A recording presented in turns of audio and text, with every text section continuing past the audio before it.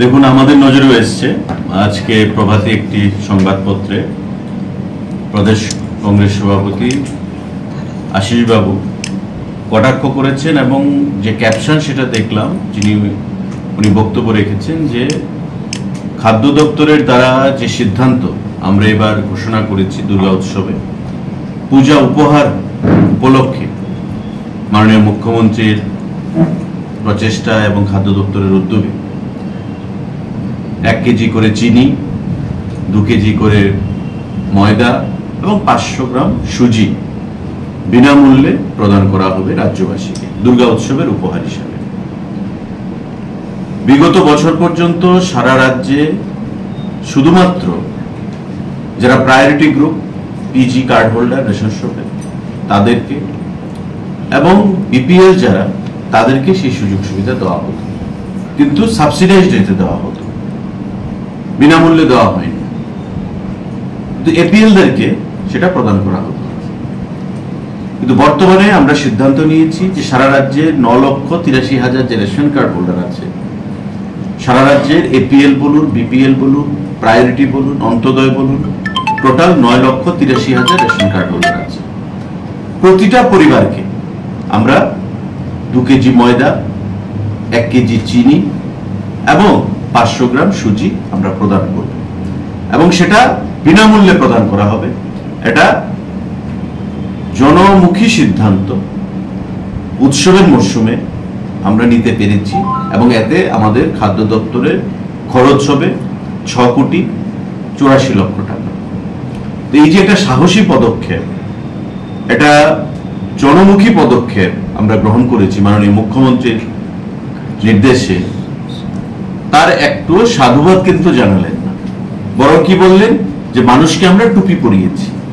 তা আপনাদের মাধ্যমে আমি যেটা বলবো যে আজকে এই যে সিদ্ধান্তটা আমরা গ্রহণ করেছি খাদ্য দপ্তরের তরফ থেকে, সরকারের তরফ থেকে, মুখ্যমন্ত্রীর প্রচেষ্টায় প্রতিটা পরিবার, এই যে 9,83,000 রেশন কার্ড, তার প্রতিটি পরিবারের, বিশেষ করে মায়েরা যারা আছেন, মহিলারা যারা আছেন, তারা খুশি হয়েছে।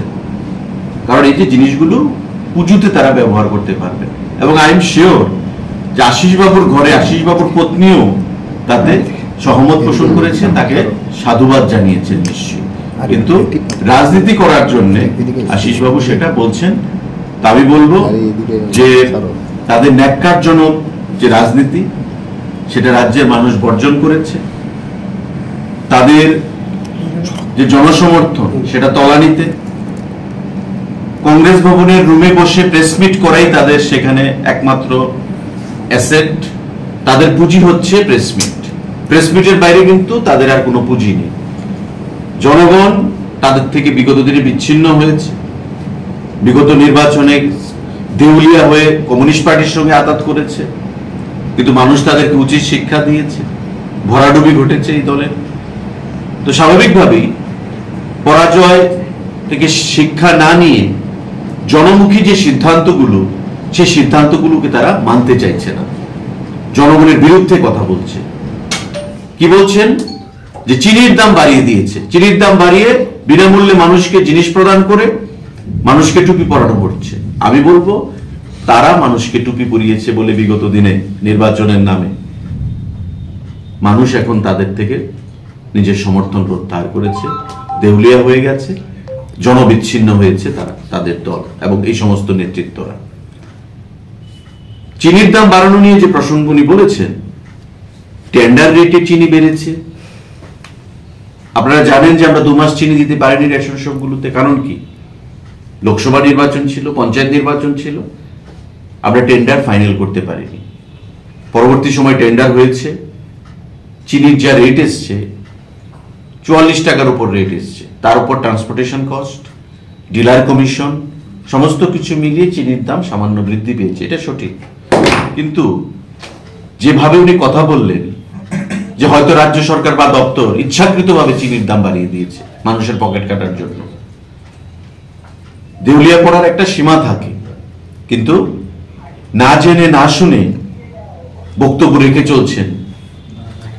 তাই আমি বলবো যে তাদের যে পুঁজি সেটা হচ্ছে কংগ্রেস ভবনের 4 দেওয়ালের ভিতরে, সাংবাদিক বৈঠক করেই তারা তাদের অস্তিত্ব জানান দিচ্ছেন।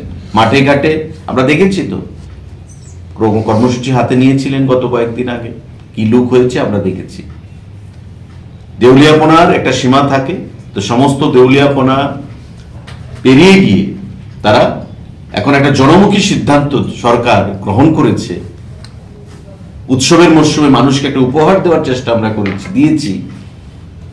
আজকে সেটাকে সাধুবাদ না জানিয়ে, স্বাগত না জানিয়ে সেটাকে তারা বলছে মানুষকে নাকি টুপি পরিয়েছি। জনগণকে তারা বিগত দিনে যারা টুপি পরিয়েছে, তাই জনগণ ওদেরকে এখন উল্টো টুপি পরিয়ে দিয়েছে। নির্বাচন জেতার আর কোনো সম্ভাবনা নেই, তাই সিপিএম এর শরণাপন্ন হয়েছে বিগত নির্বাচনে নির্লজ্জভাবে। মানুষ তাদেরকে প্রত্যাখ্যান করেছে, আগামী দিনেও তাদেরকে প্রত্যাখ্যান করবে। তাই আমি আপনাদের মাধ্যমে আবারও মাননীয় মুখ্যমন্ত্রীকে সাধুবাদ জানাবো, ধন্যবাদ জানাবো, সরকারকে, ক্যাবিনেটকে ধন্যবাদ জানাবো, এবং খাদ্য দপ্তরের তরফে যে বলিষ্ঠ সিদ্ধান্ত আমরা নিতে পেরেছি, আমাদের মানসিকতা আছে বলে আমরা সেই সিদ্ধান্ত নিতে পেরেছি। শারদ উৎসবে ত্রিপুরা রাজ্যে এই প্রথম যে রেশন শপের মাধ্যমে বিনামূল্যে 9,83,000 রেশন কার্ড হোল্ডারদেরকে আমরা এই উপহার দিতে পেরেছি। আগামী দিনও আমাদের এই মানসিকতা নিয়েই আমরা প্রশাসন চালাবো, আমরা রাজনীতি করব, ত্রিপুরা রাজ্যকে সামনের দিকে এগিয়ে নিয়ে যাব।